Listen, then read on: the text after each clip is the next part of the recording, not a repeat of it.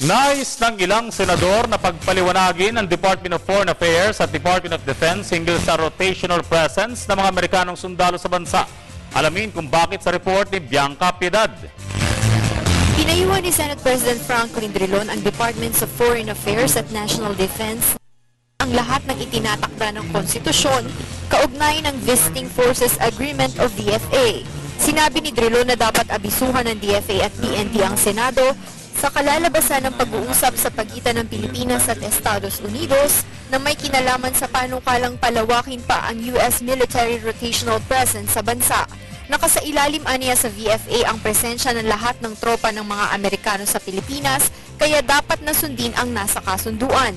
Dagdag pa nito, wala sa naturang kasunduan na papayagan na maging permanente ang base ng mga Amerikano sa bansa.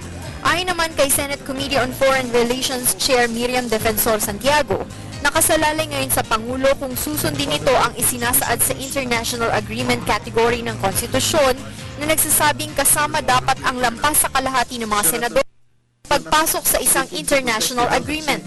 Samantala sa kabila naman ng pagsuporta ni Drilon sa patuloy na pagpapalakas ng gobyerno ng depensa at seguridad ng bansa, ipinangako nito na babantayan mabuti ang mangyayaring kasunduan sa pagitan ng gobyerno ng Amerika at Pilipinas nang sa gayon ay matiyak na hindi nito mababali ang itinatakda ng konstitusyon, batas at anumang kasunduan na mamamagitan sa negosasyon maging sa karapatan ng bawat mamamayan.